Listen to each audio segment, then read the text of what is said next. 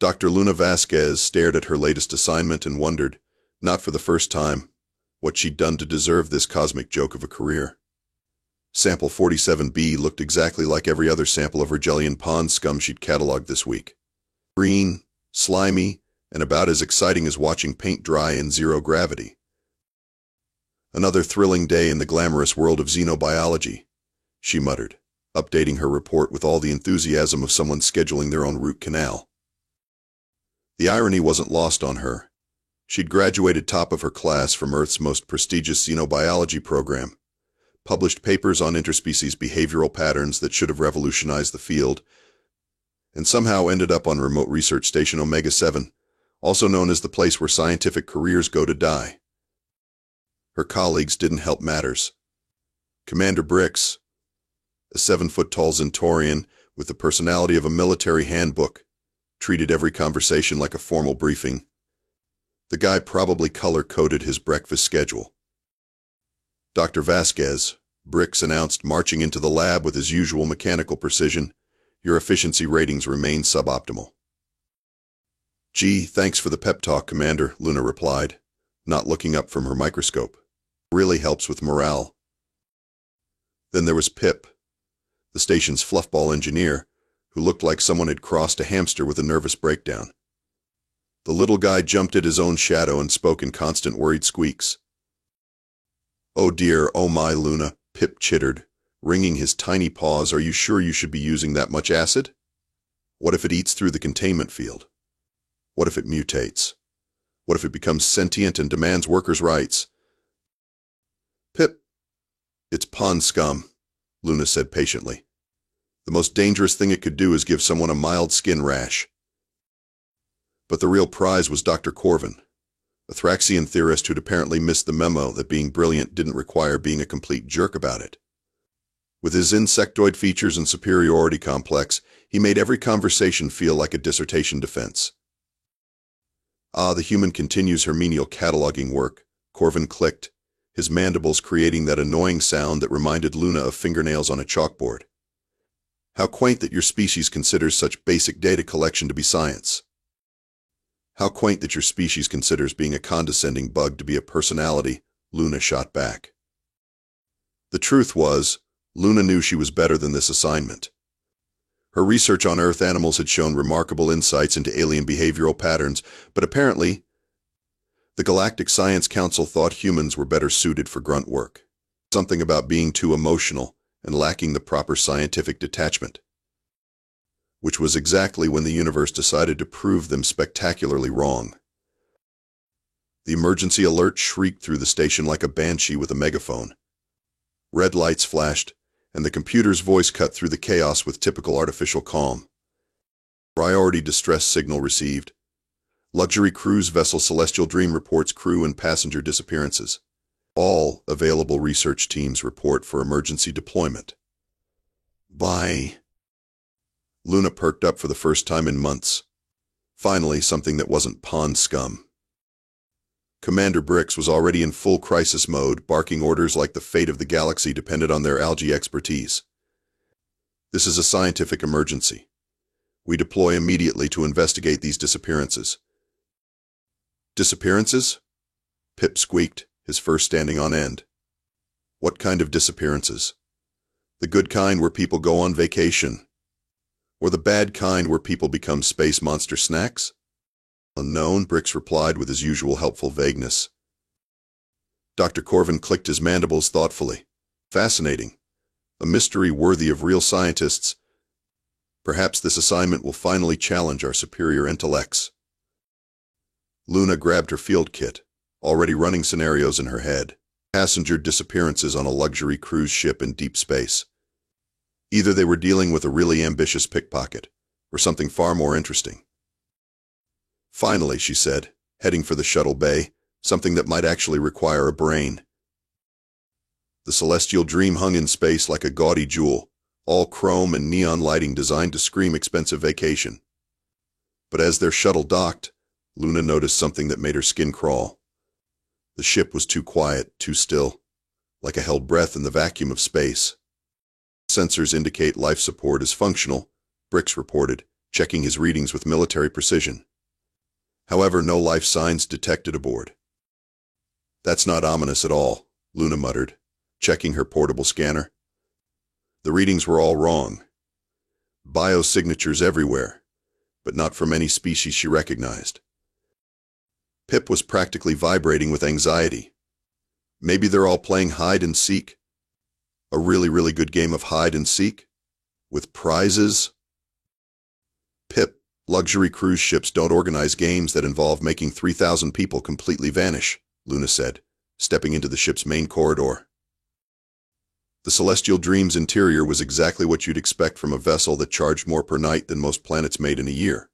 Marble floors, crystal chandeliers, and enough gold trim to blind a small star. But it was all wrong. Personal belongings scattered everywhere, half-eaten meals on tables, drinks still sitting in glasses. Classical signs of rapid evacuation, Dr. Corvin observed, his scientific detachment firmly in place. Yet the escape pods remain unused. Curious. Luna knelt beside an overturned chair, running her scanner along the floor. There's something else here. Pheromone traces, but nothing in the galactic database. Pheromones? Brix's antennae twitched, indicating what species. That's just it, Luna said, standing up and dusting off her knees. These readings are off the charts. Whatever left these traces is big, predatory, and definitely not something you'd want to meet in a dark corridor. Pip made a noise like a deflating balloon. Oh, wonderful. We're in a space horror movie. I always knew I'd die in a space horror movie. Do you think we're the plucky comic relief, or the expendable red shirts? Pip, you're a purple fluff ball. You can't be a red shirt, Luna pointed out. That's somehow worse. As they moved deeper into the ship, Luna's scanner kept picking up the same strange readings. Behavioral patterns emerged in her mind, professional instincts kicking in despite the surreal situation. Look at this, she said, stopping beside a torn section of carpeting. Claw marks, but see the pattern? This isn't random destruction. This is territorial marking. Dr. Corvin examined the evidence with typical Thraxian arrogance. Territorial marking implies intelligence. What creature would be capable of overtaking an entire cruise ship while demonstrating such organized behavior? Luna's blood ran cold as the pieces clicked together. She'd read about this in classified files, legends that most scientists dismissed as spacer stories. But the evidence was all here. "Oh, you've got to be kidding me," she said, her voice barely above a whisper. "What is it?" Brix demanded. "Void Stalker." The silence that followed was the kind reserved for really bad news and really good jokes. This was definitely the former. Pip fainted, just straight up collapsed in a fluffy heap. "Impossible," Dr. Corvin clicked, his superiority complex finally cracking. "Void Stalkers are mythical. Spacer legends. Those stories to frighten new recruits. Mythical creatures don't leave pheromone traces," Luna said grimly, "or territorial markings, or make 3,000 people vanish without a trace." Commander Brix had gone very still, the way soldiers do when they realize they're completely outgunned. "If Void Stalkers are real, we must evacuate immediately and contact military command." "Wait," Luna said, her mind racing. "Everyone always talks about how impossible they are to kill, how they've wiped out entire fleets. But has anyone ever tried to understand them?" "Understand them?" Dr. Corvin's mandibles clicked in disbelief. "They're apex predators, the galaxy's ultimate killing machines." "So are sharks," Luna said. "And wolves. And about a dozen other species that humans have successfully studied and even domesticated. What if we're looking at this all wrong?"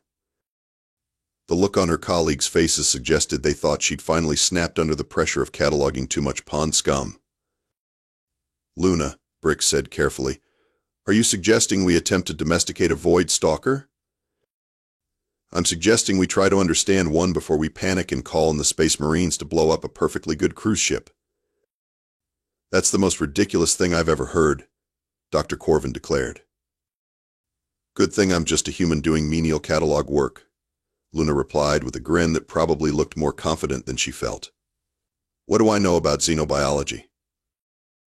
Luna found herself thinking about her grandmother's dogs while her colleagues debated the various ways they were all going to die. Specifically, she was remembering Brutus, a massive Rottweiler mix that everyone in the neighborhood had been terrified of, until Grandma Elena had taken him in. The thing about predators, Grandma had said, scratching behind Brutus's ears while the supposedly vicious dog melted into a puddle of contentment, is that they're usually just scared animals trying to survive. Fear makes them dangerous, but understanding makes them family. Luna, are you listening? Dr. Corvin's sharp click brought her back to the present crisis. I said we need to evacuate immediately.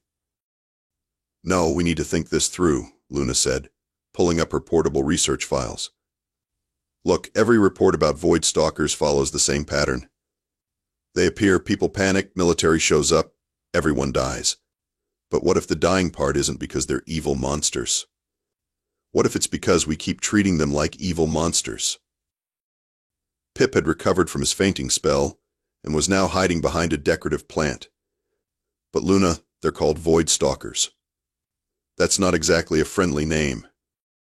Humans call them void stalkers, Luna pointed out. We don't know what they call themselves. We don't know anything about their social structure, their needs, their communication patterns.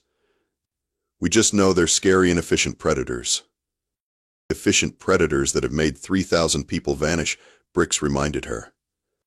Efficient predators that made 3,000 people vanish without killing them, Luna corrected. Think about it. If a void stalker wanted everyone on this ship dead, we'd be finding bodies, not empty corridors. Whatever happened here, it wasn't a massacre. Dr. Corvin's mandibles clicked in what Luna had learned was his thinking noise. You're suggesting this creature is keeping the passengers alive for some purpose? I'm suggesting we don't know enough about its motivations to assume anything, Luna said, checking her field kit. But I do know animal behavior, and everything I'm seeing here suggests pack hunting tactics, not random violence. Pack hunting, Brix repeated slowly. Standard predator behavior. Isolate the prey, control the environment, minimize chaos. It's actually quite sophisticated. Luna pulled out her emergency supplies, including her favorite discovery from the station's commissary, a synthesized jerky that was supposedly safe for most carbon-based life forms. I think I can make contact. The silence that followed suggested her colleagues thought she'd finally lost her mind completely. Contact, Dr. Corvin said flatly, with a void stalker. With an intelligent predator that's probably just trying to survive, Luna corrected. Look, back on Earth, my grandmother rehabilitated rescue animals. Dogs, cats, even a few wolves. The principle is the same regardless of species. Establish trust, show you're not a threat, meet their basic needs. Their basic needs probably involve eating us, Pip squeaked from behind his plant. Then we make sure they have better options, Luna said, holding up the jerky. Universal truth about predators, they're usually more interested in easy meals than challenging fights. Commander Brix was doing that thing where he tried to process information that didn't fit his military training. This is highly irregular. Protocol dictates we contact command and request immediate extraction. Protocol also dictates that we're scientists investigating an unknown phenomenon, Luna said. Besides, by the time military backup arrives, we could have this whole situation resolved. Think about it. A peaceful first contact with a void stalker? That would be the scientific discovery of the century. Or the last mistake we ever make, Dr. Corvin muttered. Look, you can stay here and argue about protocols while I go do some actual science, Luna said, heading toward the lower decks where her scanner showed the strongest biosignatures. Or you can watch me prove that humans aren't just good for cataloging pond scum. Luna, wait, Brix called after her. If you're determined to proceed with this inadvisable course of action, at least maintain radio contact. I'll give you a running commentary, Luna promised, stepping into the elevator.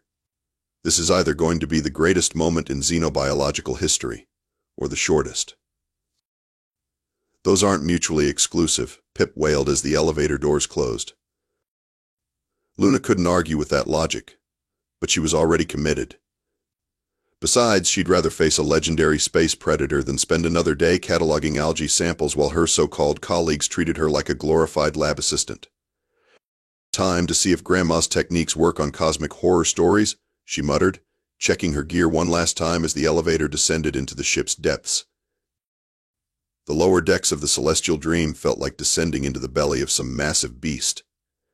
The luxury appointments gave way to utilitarian corridors, and Luna's scanner readings intensified with each step.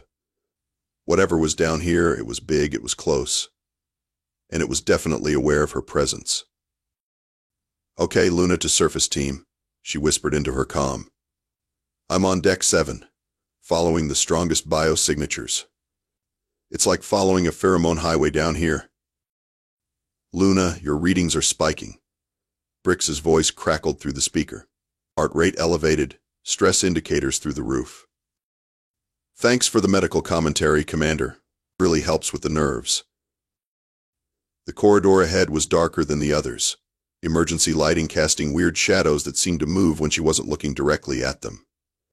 Luna forced herself to walk slowly, remembering every lesson her grandmother had taught her about approaching frightened animals. "Rule 1, she whispered to herself. "Never corner a predator.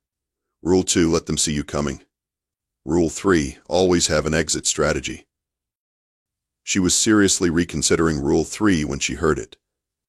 A sound like breathing, but deeper, with an odd harmonic quality that made her teeth ache. Something very large was just around the corner. "Contact in 3, 2, 1, she reported, turning the corner and immediately forgetting how to form words. The Void Stalker was nothing like the grainy surveillance photos she'd seen in classified files. Those had made it look like a generic space monster, all teeth and claws and nightmare fuel. In reality, it was beautiful in the way that apex predators always were. Sleek, powerful, with an intelligence in its eyes that made Luna's breath catch. It was also approximately the size of a small spacecraft and currently staring directly at her. "Oh, hello there," Luna said, proud that her voice only cracked a little. "You're much prettier than the photos suggested." The Void Stalker tilted its massive head, and Luna caught her first glimpse of its injury. Deep gashes along its left side, probably from some kind of energy weapon. The wounds were infected, and the creature's posture suggested it was in considerable pain. "Luna, report." Brix's voice squawked from her comm.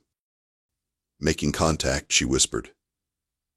"And I think I know why our friend here isn't acting like a typical apex predator." Moving very slowly, Luna reached into her pack and pulled out the synthesized jerky. The Void Stalker's nostrils flared, and its massive head swung toward the food with obvious interest. "Hungry, aren't you?" Luna said softly, tearing open the package. "When's the last time you had a decent meal?" She tossed a piece of jerky halfway between them and stepped back, making sure to keep her posture non-threatening. The creature approached cautiously, sniffed the offering, then consumed it in one quick motion. "Good, right?" Luna said, offering another piece. "Synthetic, but it's got all the essential nutrients. My grandmother always said the way to any creature's heart was through its stomach." This time, the Void Stalker took the jerky directly from her hand, its movements careful and deliberate. Luna felt the intelligence behind those massive eyes, the careful evaluation of threat versus opportunity. "Luna, your readings have stabilized," Pip's voice came through the comm, sounding amazed. "The creature's stress indicators are dropping too." "That's because we're having a conversation," Luna said, slowly reaching for her medical scanner. "And I think our friend here has been trying to get help for a while." The Void Stalker allowed her to approach its injured side, even shifting to give her better access to the wounds. Luna had treated injured animals before, but never one that could probably swallow her whole without chewing. "These are energy burns," she reported, examining the damage. "Probably from a military encounter. They're infected, which explains the aggressive behavior and the passenger situation." "Passenger situation?" Dr. Corvin's voice was sharp with interest. "Think about it," Luna said, applying antiseptic to the wounds while the Void Stalker held perfectly still. Injured predator needs shelter, finds a ship full of soft, warm creatures. But instead of eating them, it herds them somewhere safe. Classic protective behavior. The realization hit her like a lightning bolt. You're not a monster at all, are you? You're a rescue worker. The Void Stalker made a sound that was almost like a purr, if purrs could be produced by something the size of a city bus. Luna scratched behind what she hoped was its ear, and the massive creature actually leaned into the touch. Luna, Brix's voice was barely controlled amazement. Are you petting a Void Stalker? I'm providing therapeutic contact to an injured xenobiological specimen, Luna replied with professional dignity. It's a perfectly legitimate scientific technique. You're giving belly rubs to a cosmic horror story, Pip squeaked. Belly rubs are also a legitimate scientific technique, Luna said, which was probably the most ridiculous sentence she'd ever spoken into an official report. But it was working. The Void Stalker's posture had shifted from predatory alertness to something approaching contentment. Luna found herself thinking of a name for the creature, something better than the fear-based designation humans had given its species. Shadow, she said experimentally. How do you like Shadow? The creature's response was unmistakable approval, a deep thrumming sound that vibrated through the ship's hull. Okay, Shadow, Luna said, gathering her courage for the next phase. Let's go find those passengers you've been protecting.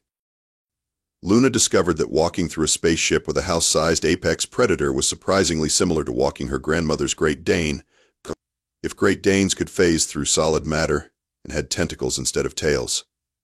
Shadow heal, she said experimentally, and was amazed when the Void Stalker actually adjusted its pace to match hers. Good. Very good. You're definitely not the mindless killing machine everyone thinks you are.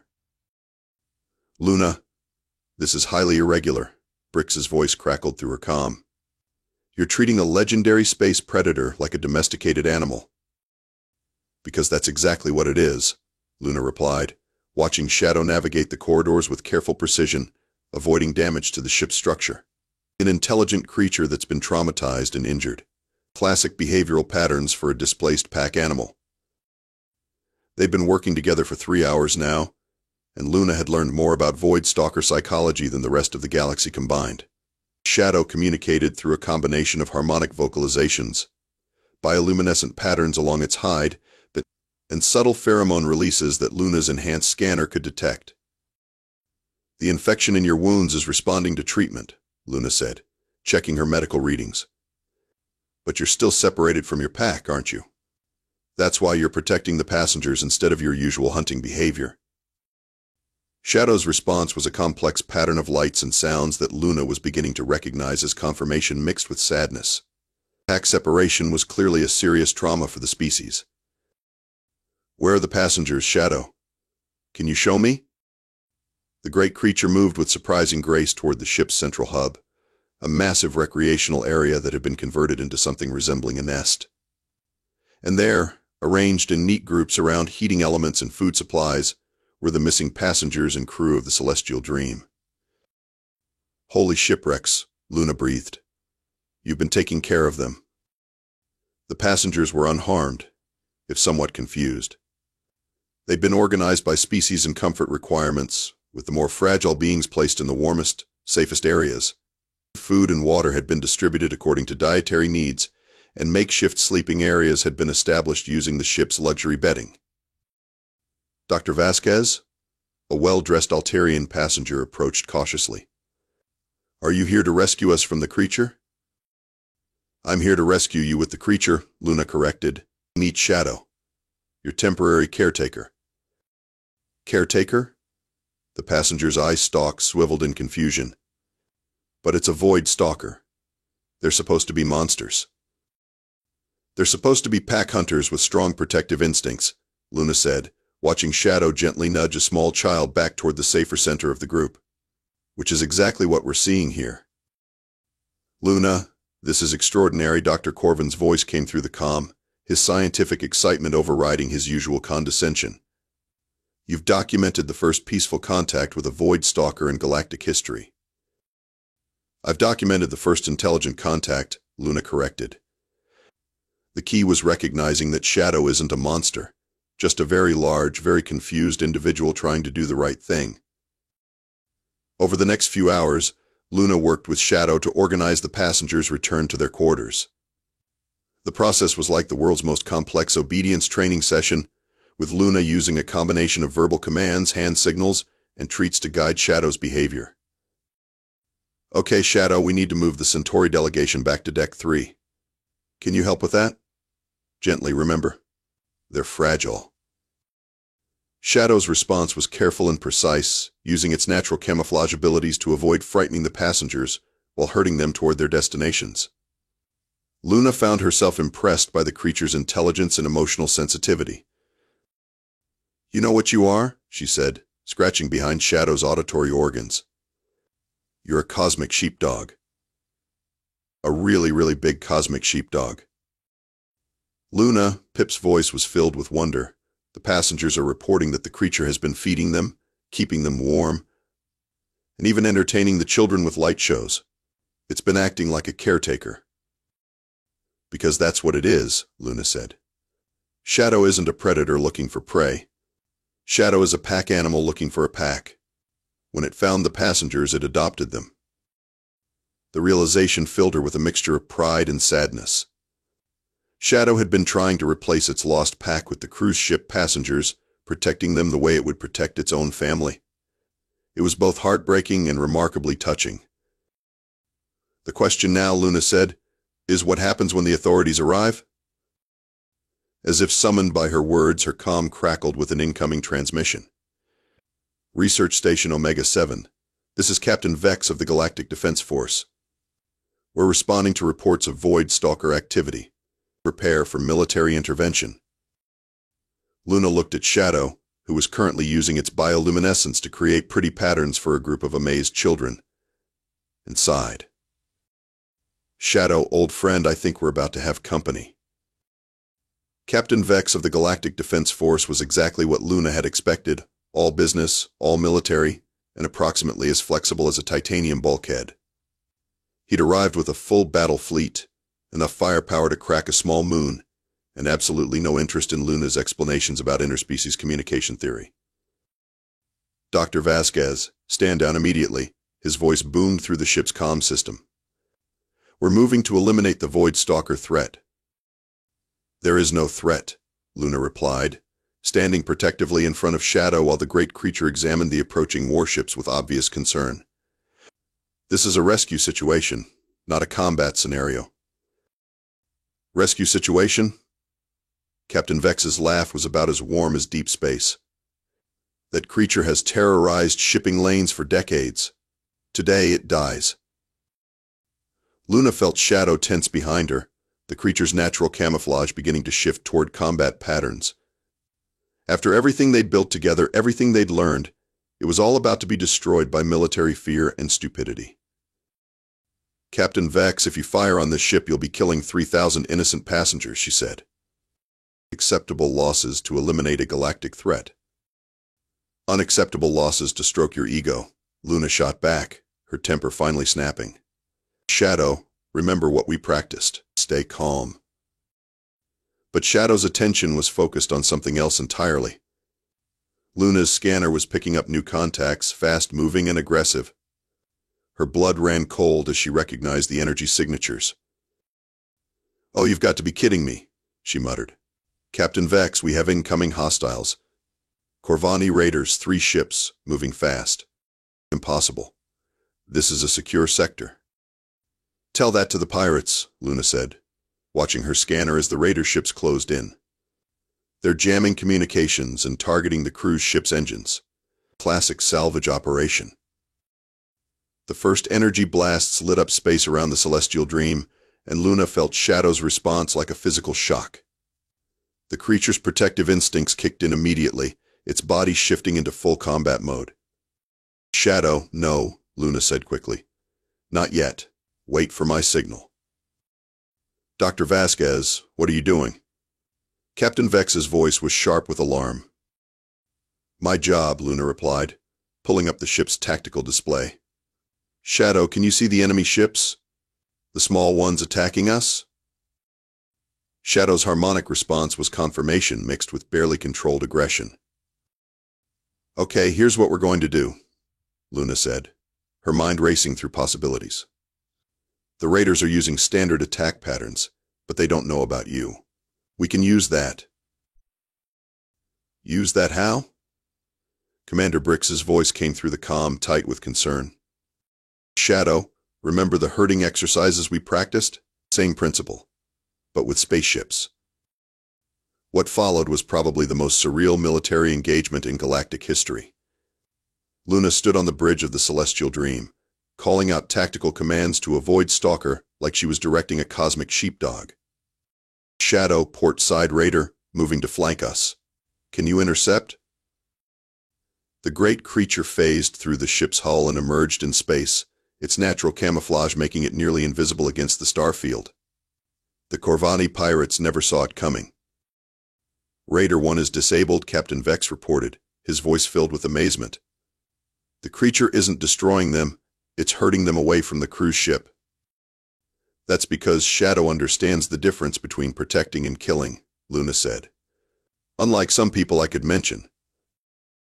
The second raider tried to escape, but Shadow was already moving to intercept, using its incredible speed and agility to outmaneuver the smaller vessel. Within minutes, all 3 pirate ships were disabled and drifting, their crews unharmed but thoroughly defeated. Impossible, Captain Vex breathed. I've never seen anything like it. That's because you've never seen a Void Stalker working with humans instead of being hunted by them, Luna said, watching Shadow return to the ship with obvious pride. The aftermath was chaos, but the good kind. Galactic media ships arrived within hours, drawn by reports of the first peaceful contact with a Void Stalker. The passengers of the Celestial Dream became instant celebrities, their stories of Shadow's protection and care spreading across the galaxy. Dr. Corvin, to his credit, was the first to officially retract his earlier statements about human scientific capabilities. Dr. Vasquez has achieved what centuries of military action could not, he declared in his report. She has proven that understanding is more powerful than fear. Even Captain Vex was forced to admit the obvious. The creature's actions saved thousands of lives today. Perhaps it's time we reconsidered our approach to this species. 6 months later, Luna stood in the main office of the Cosmic Creature Rehabilitation Center, formerly known as Remote Research Station Omega-7. Shadow lounged in the specially constructed habitat next to her desk, occasionally making helpful suggestions about the latest cases. Dr. Vasquez. Pip chirped, entering with the daily reports. We've got 3 new requests. A Betelgeuse mining station wants help with some creature they call a tunnel demon. The vegan authorities need assistance with something called a nightmare squid, and apparently, there's a Deathbringer causing problems in the Outer Rim. Luna looked at Shadow, who made an amused harmonic sound. You know what, Pip? Luna said, grinning. I think we're going to need a bigger office. Shadow's response was unmistakably laughter, a sound that had become Luna's favorite thing in the entire galaxy. After all, she'd spent her whole career being called a nerd by people who thought they knew better. Turned out, being a nerd was exactly what the galaxy needed.